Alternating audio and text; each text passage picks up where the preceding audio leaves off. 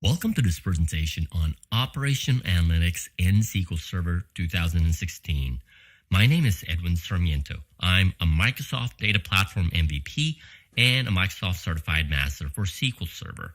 Now, if you have any questions regarding this presentation, feel free to send me an email or connect with me on social media, either through LinkedIn or Twitter. A bit of a warning before we get started.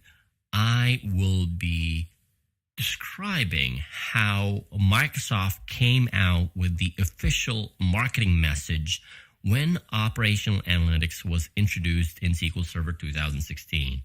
And it goes something like this. Imagine you have two separate systems, one for your transactional systems and one for your analytics systems.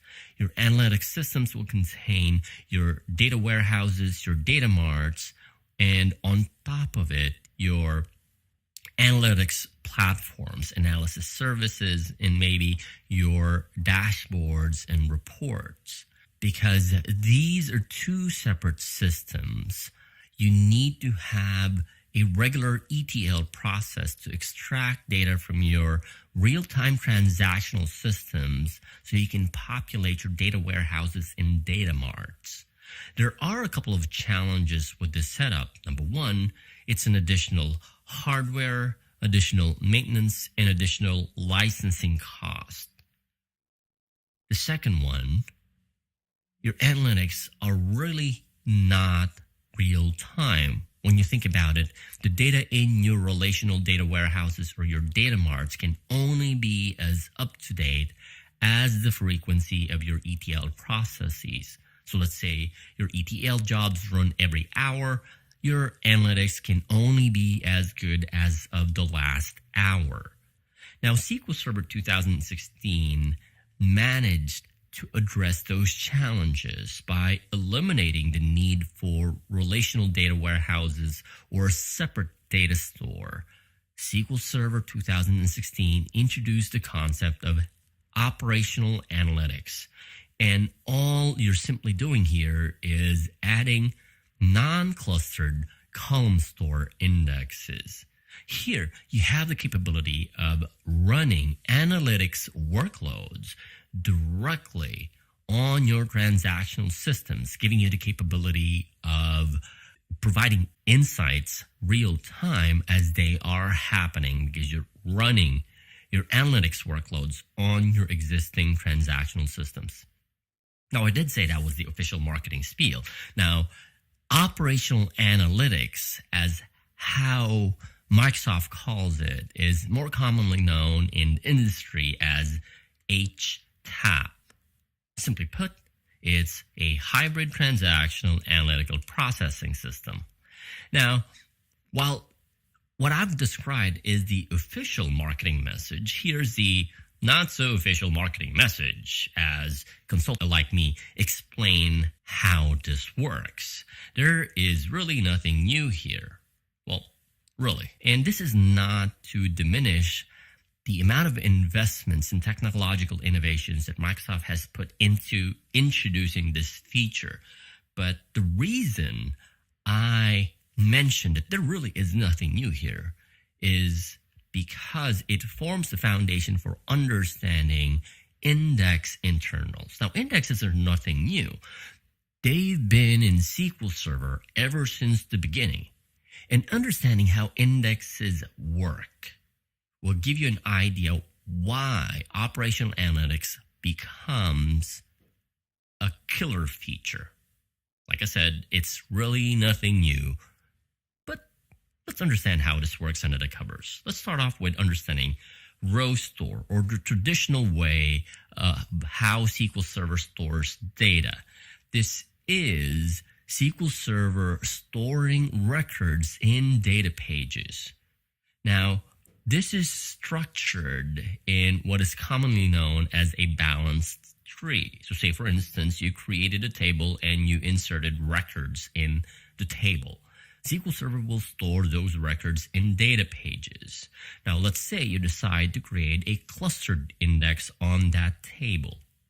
SQL Server will then rearrange the records in the data pages in a form of a B tree or balanced tree, meaning that the data pages will contain rows in that particular table, and they are sorted or arranged incrementally or in ascending order based on the clustered index key. In this case, it's column 1. Now, let's assume that you have a table named member, and you have a clustered index on the last name and a non-clustered index on the first name. And you have a query such as this one, where you're searching for the last name, the first name, the phone number from the member table, where first name is equal to Michael. Now, because we have an index defined on the first name column, SQL Server will use the non-clustered index.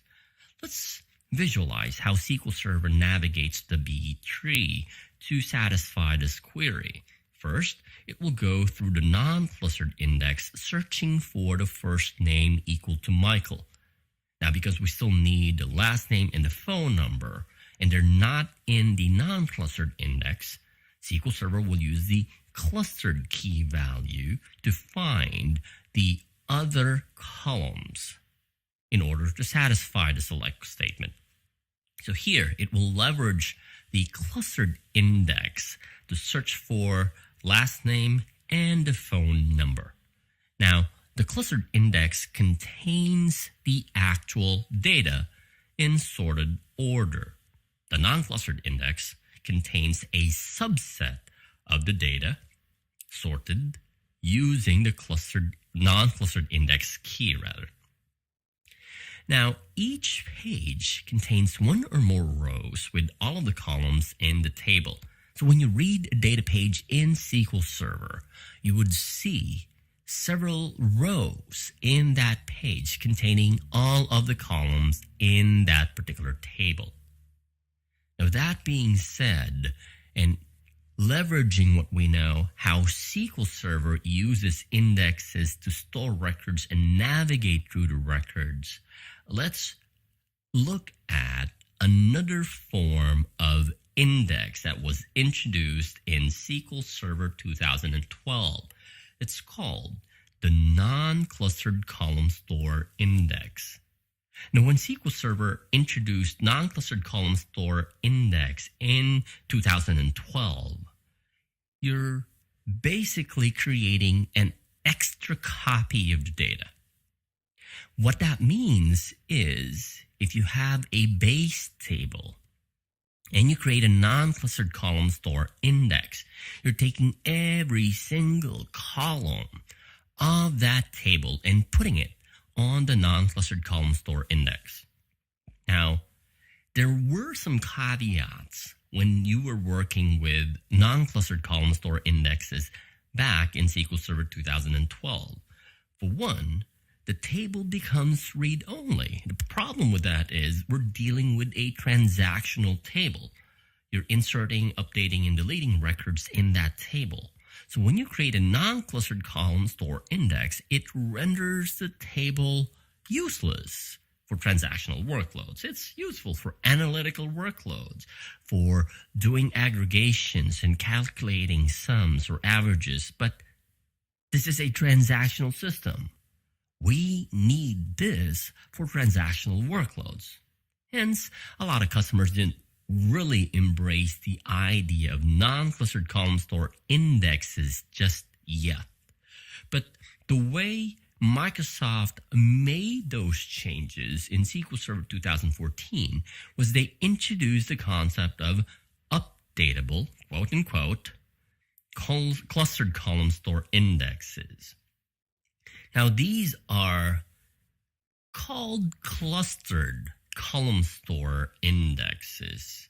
Now, let's understand how column store indexes are stored in SQL Server. Imagine that you have a base table named Table 1. Now, in the traditional Rowstore, you're simply storing all of the records in a data page containing all of the columns. If you have 5 columns in that table, all 5 columns for the records will be in that data page, of course, depending on how much data can fit into the page. Now, when you create a clustered column store index, think of this as pivoting the row. You're simply storing column values in data pages. So imagine you got these data pages. Every single data page will only contain data for a specific column. Those are called segments.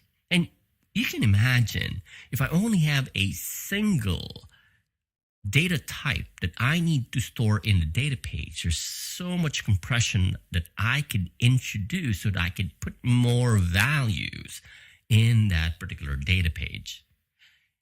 You combine a group of segments and you can call them row groups. Now, it's a totally different way of storing data in SQL Server when you look at the traditional way of storing data using Rowstore versus column store. Now, in the past, if you simply use Rowstore and you want to do an aggregate of a column, you would have to read every single data page in order to perform an aggregation. Well, I don't really need every single data page, but the fact is, in order for me to get all of the column values for an aggregate, I would have to read every single data page. In a clustered column store index, if I need to calculate an aggregate, a sum, an average, or any type of calculation for a specific column, I only need to read the data page that contains those column values. Now, when you think of this, each page, as I mentioned, contains data from a single column. Totally unlike the way that row-based or Rowstore-based storage in SQL Server works. Let's understand how inserts, updates, and deletes happen in a column store index. Now keep in mind, each of these data pages or segments are highly compressed, which means in order to insert a record in a data page or in a segment, SQL Server will have to uncompress the page, find a space to insert that record, and compress it back. That's a lot of work that needs to be done if you're only dealing with one record. So this is how SQL Server deals with inserting records in a clustered column store index. It inserts the record in a delta store. Now, the delta store is structured much like your traditional B tree. You have data pages and you can insert records in Rowstore format. If it's less than 100,000 records, they will all land in the delta store. Now, if it's greater than that, it will create, or SQL Server will create a new data page and compress the records that can be stored in those data pages. Again, keeping in mind that only a single column will be in that particular data page. What happens for deletes? In a delete, when you execute a delete statement, SQL Server will first look for that record in the clustered column store index. Now, like I said, it is a very work-intensive process. SQL Server will have to find a record, uncompress the segment, delete the record, and compress it back. Very CPU intensive. So what SQL Server does is it does not touch the segments when you're deleting records. Rather, it will find the record in the segment and then create a pointer in the delete bitmap. Now, on regular intervals, SQL Server will asynchronously merge the records in the Delta store when an insert happens. And when you defragment your indexes, SQL Server will look at the delete bitmap to remove the records in the segments. We're only going to be looking at inserts and deletes and how they work, because when you think about it, an update is nothing more than a delete followed by an insert. And when you look at it, let's say you're updating a record, we'll follow the process that we've described when deleting and inserting a record. So when you're updating, first SQL Server will find a record in the segment or in the data page and creates a pointer that it then stores in the delete bitmap. Then it will insert the new value in the Delta store. Like I said, an update is nothing more than a delete followed by an insert. Now, when you look at Columnstore, the changes that were introduced in SQL Server 2012 and 2014, there are still some limitations because you're dealing with a clustered column store index. In SQL Server 2016, a new feature is introduced called the Updatable Non-Clustered Column Store Index.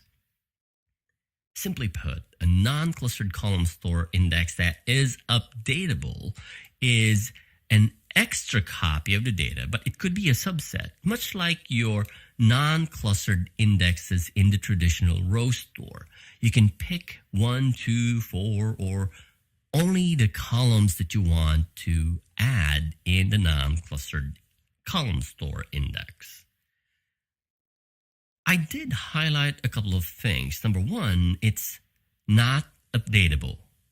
When you look at how column store indexes are modified based on the inserts, updates, and deletes, they're technically not getting updated when you're executing those statements.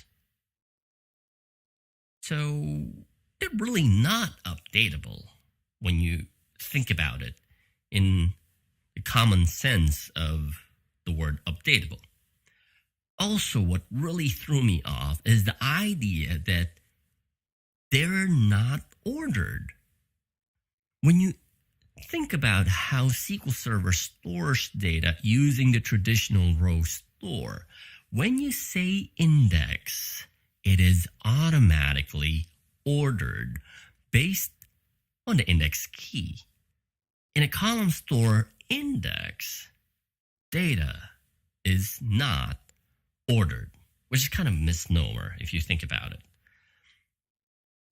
That and all of the features that were introduced made HTAP possible.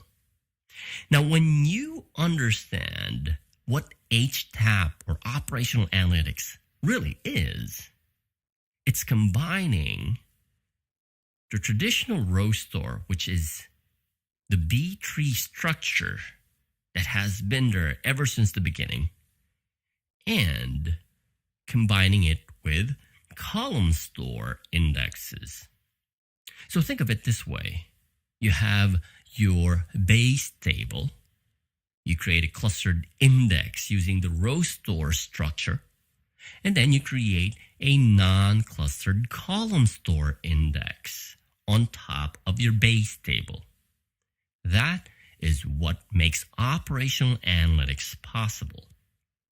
Let's look at the behavior of an insert, an update, and a delete statement when we combine our traditional Rowstore with column store indexes. In an insert statement, SQL Server will first navigate the B tree. It will look for that specific data page and just inserts the record. There's really nothing to it because this is exactly how SQL Server has done it ever since. But now that you have a column store index or a non-clustered column store index on top of your B tree, what happens is that SQL Server will now insert those records in the Delta Store. And again, the Delta Store is a B tree structure, which is not like the data pages or the segments in a column store index. When you do a delete, SQL Server will just go find the record in the B tree and just delete that record or mark that record for deletion. But because you now have a non-clustered column store index, SQL Server will have to find that record in, first, the Delta Store. If the record is still in the Delta Store, SQL Server will just go ahead and delete it. Again, the Delta Store is simply a B tree structure. It's easy to just delete the record off of it. Now, if that record is no longer in the Delta Store because it has been moved to the segments and has been compressed, SQL Server will have to find that record and mark that record for deletion in the delete buffer. Now, this delete buffer only exists in non-clustered column store indexes. If you're dealing with clustered column store indexes, you only have the delete bitmap. But because now we're dealing with non-clustered column store indexes, a new object called the delete buffer is where those records are marked for deletion. What about updates? Like I said, an update is simply a delete followed by an insert. Now, in the traditional B tree, SQL Server will just update the record, finding the record in the B tree, looking for that record in the data page, and just change the value of that column or columns because they're all sitting in the same data page. But because now that you have a non-clustered column store index, SQL Server will first delete the record and then insert the new value that was modified by the update statement. So let's follow the sequence. Deleting the record, if it's still in the Delta Store, SQL Server will just delete the record from the Delta Store. If it's no longer in the Delta Store, SQL Server will mark that record for deletion in the delete buffer. After the delete, an insert follows. The new value that was modified by the update statement will now be inserted into the Delta Store. Now, we've talked about inserts, updates, and deletes. Those are transactional workloads. But here, we're combining transactional workloads with analytical workloads to come up with operational analytics. Now, in a select statement, the query optimizer will choose the appropriate index.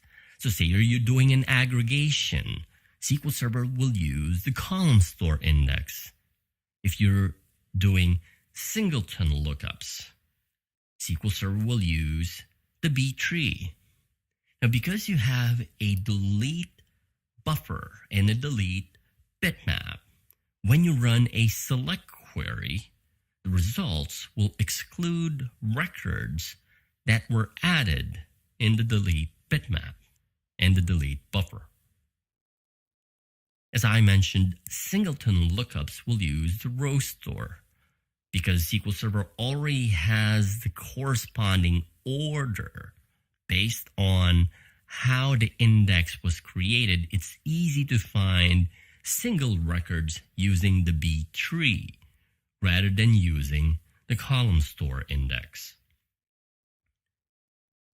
Like I said, aggregations can use the column store. The beauty of this is that you don't have to do anything special. The query optimizer will decide based on the query and the availability of the indexes, both the Rowstore indexes and the column store indexes. SQL Server will choose between the available types of However, this comes at a cost. When you think about having operational analytics, and of course, a quote here that I would like you to think about when you start implementing column store indexes in your transactional systems.